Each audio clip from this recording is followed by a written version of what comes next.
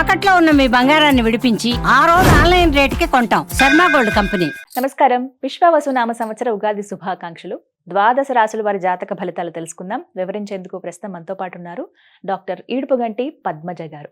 వారు జ్యోతిష్య వాస్తు శాస్త్రంలో పట్టభద్రులు. ఇది కూడా తొలి మహిళ అని చెప్పుకోవాలండి. సాధారణంగా పురుషులనే మనం చూస్తూ ఉంటాం.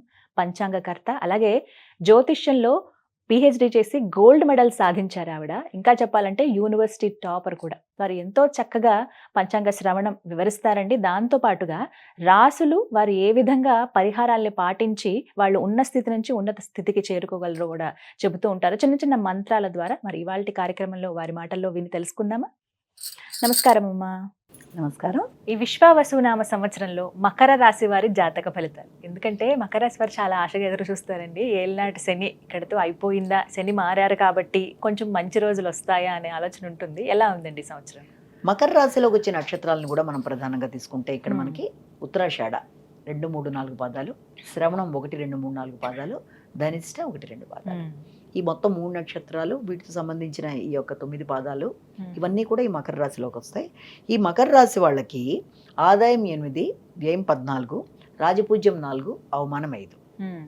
అయితే వీళ్ళకి గురుగ్రహ ప్రభావం వల్ల మొట్టమొదటిగా వీళ్ళకి ఈ మేధాక ఉండే సమయంలో వీళ్ళకి సంతానానికి సంబంధించిన విషయాల్లో కానీ, వారి యొక్క అభివృద్ధికి సంబంధించిన విషయాల్లో కానీ, అంటే సంతాన అభివృద్ధికి సంబంధించిన విషయాల్లో కానీ, వీరి యొక్క వ్యక్తిగత ఆలోచనలు ఆచరణలో పెట్టే విషయాలు, క్రియేటివిటీ, వీటికి సంబంధించి చాలా చాలా మధ్యలో వీళ్ళు కొంత ఇదవుతూ వస్తారు. ఎందుకంటే మొన్నటిదాకా ఏలినాటి ప్రభావంతో కలుపుకొని అది ఒకటి ఉండడం, తర్వాత వాళ్ళ యొక్క ఇంట్లో పెద్దల యొక్క ఆరోగ్య వ్యవహారాల్లో కావచ్చు, తర్వాత వీళ్ళ వ్యక్తిగత గుర్తింపు గౌరవం విషయంలో కావచ్చు, వీళ్ళు ఆశించిన స్థాయిలో లేదే అన్న భావన అయితే మొన్నటిదాకా ఉంది. వీళ్ళకి ఉంటుంది ఇంకా కొంచెం ఆ ఛాయలు ఉన్నప్పటికీ, ఎప్పుడైతే గురుడు రాశి మార్పు అనేది ఏర్పడుతుందో తప్పనిసరిగా వీళ్ళకి ఒక గుర్తింపు, గౌరవం, ఉన్న లోన్స్కి సంబంధించిన విషయాల్లో వాటిని అధిగమించుకుంటూ ముందుకు వెళ్ళిపోవడం, ఏదన్నా ఉన్న పాజిటివ్ విషయంలో ఖర్చు లాంటివి పెట్టుకోవడం, వ్యక్తుల యొక్క సహకారం అనేది పాజిటివ్గా ఉండడం, ఇలాంటివన్నీ కూడా వీళ్ళకి అనుకూలంగా ఉంటాయి. అంటే వ్యక్తులు ఇబ్బంది పెట్టడానికి చేసే ప్రయత్నాల వల్ల వీళ్ళ యొక్క కృషి, గౌరవం పెరుగుతుంది. మొట్టమొదటిగా అది అనుకోవాలి వీళ్ళకి సంబంధించి. అలాగే వృత్తి విషయంలో కానీ, లేకపోతే ఖర్చులు కానీ, అవన్నీ కూడా యావరేజ్గా ముందుకు పెడుతున్నా పెద్ద ప్లస్ పాయింట్ ఏంటంటే వీళ్ళకి ఏలినాటి శని యొక్క రిలీఫ్ అనేది ఏర్పడిపోయింది. ఏర్పడిపోవడం వల్ల మంచి ప్రదేశంలోకి ఎప్పుడైతే శని ఎంటర్ అయిపోవడం జరిగిందో సహకారం చాలా పెరుగుతుంది. ఆగిపోయిన పనులు చేసేసుకుంటారు.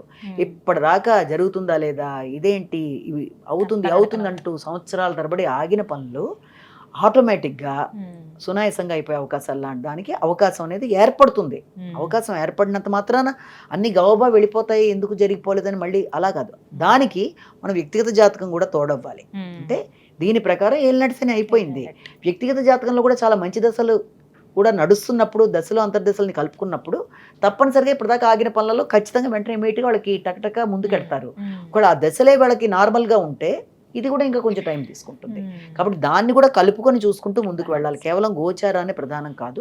కానీ ఇక్కడ మనకి ప్లస్ పాయింట్లలో ఎదురుగుండా కనబడుతున్నవి ఏంటంటే మాత్రం ఆగిన పనులు అవుతాయి, వ్యక్తుల సహకారం బాగుంటుంది, ప్రయాణాలు ఉపయోగపడతాయి, తన సామర్థ్యాన్ని తనే పెంచుకుంటూ ఎవ్వరి మీద డిపెండ్ అవ్వకుండా నేను చేసుకోగలననే ఉద్దేశంతో చకచకా ముందుకు చేసుకుంటూ వెళ్ళిపోతూ ఉంటారు. వాళ్ళందరూ వాళ్ళే గృహాన్ని నిర్మాణ విషయంలోనో లేకపోతే వ్యక్తుల సహకారం లేకుండా చేసుకుంటూ వెళ్ళడం, సంతానం కూడా చాలా అభివృద్ధికరంగా ఉంటారు. వాళ్ళని ఏ రకంగా అయితే వీళ్ళు చూడాలనుకున్నారో వాళ్ళ మీద వీళ్ళు పెట్టుకున్న హోప్స్ చాలా వరకు వాళ్ళు తీర్చడానికి అవకాశాలు లాంటివి వాళ్ళ అభివృద్ధి పరంగా. ఒకటి హెల్త్ ఆఫ్ ఫాదర్ కానీ, పెద్దవాళ్ళది కానీ, ఇంట్లో వాళ్ళ దాంట్లో ఏదైనా చిరాకులు పడుతున్న వాటిని అధిగమిస్తారు, అది అనుకూలంగా ఉంటుంది వీళ్ళకి. ఆ విషయంలో కానీ ఎవరైనా వీళ్ళని ఇబ్బంది పడడానికి చేసే ప్రయత్నాలు, మోసం చేసైనా సరే వీళ్ళని ఏదైనా ఖర్చు పెట్టిద్దాం అనుకున్నా అదేమి వర్కౌట్ అవ్వదు అవతల వాళ్ళకి. ఎందుకంటే ప్రతి విషయంలో వీళ్ళు చాలా జాగ్రత్తలు తీసుకుని ముందుకు వెళ్ళగలుగుతారు.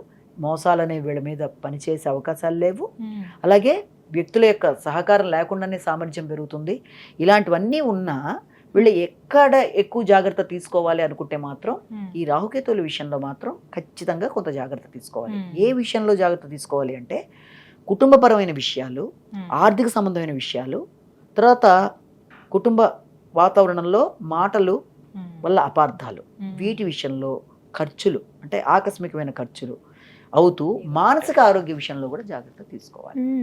అంటే రాహుకేతువుల వల్ల ఈ రకమైన ఇబ్బంది అనేది ఏర్పడుతుంది కాబట్టి తాత్కాలికమే కాబట్టి, అంటే అది ఉండే సమయం బట్టి ఈ ఈ విషయాల్లో జాగ్రత్త తీసుకోవాలి. కానీ శని యొక్క భగవానుడి యొక్క విషయంలో వీళ్ళకి చాలా వరకు అనుకూలంగా ఉంటుంది, ముందుకు వెళ్ళగలుగుతారు.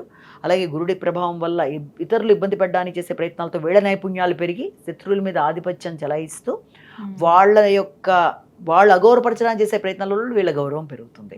కాబట్టి ఒక్కటే రాహుకేతువులకి మాత్రం ఎక్కువ జాగ్రత్తలు మాత్రం తీసుకోవాలి. అంటే మాట్లాడేటప్పుడు ఆలోచించి మాట్లాడాలి. తర్వాత ఖర్చుల విషయంలో కానీ మానసిక ఆరోగ్య విషయంలో మాత్రం ఖచ్చితంగా తగిన విధంగా వం క్రీం అచ్యుతానంత గోవింద, వం క్రీం అచ్యుతానంత గోవింద మానసిక ఆరోగ్య విషయంలో జాగ్రత్తలు తీసుకొని అనవసరమైన ఖర్చులు, లాభాలు లేకుండా వృధా ఖర్చులు వీటి నుంచి అధిగమించడానికి కూడా ఉపయోగపడుతుంది. అలాగే వీళ్ళకి దుర్గాకి సంబంధించి దుర్గాయన మహా చేసుకోవచ్చు, లేకపోతే దుర్గాదేవికి సంబంధించిన అష్టోత్తరాలు, సతనామావళి ఏది వాళ్ళకి అనుకూలంగా ఉందని వాళ్ళు భావిస్తారో మొత్తాన్ని దుర్గాదేవికి సంబంధించినవి చేసుకుంటూ ముందుకెడితే ఆ యొక్క మాటల సమస్య, కుటుంబ పరంగా అపార్థాల నుంచి అధిగమించవచ్చు. చక్కగా వివరించారండి. ధన్యవాదాలు.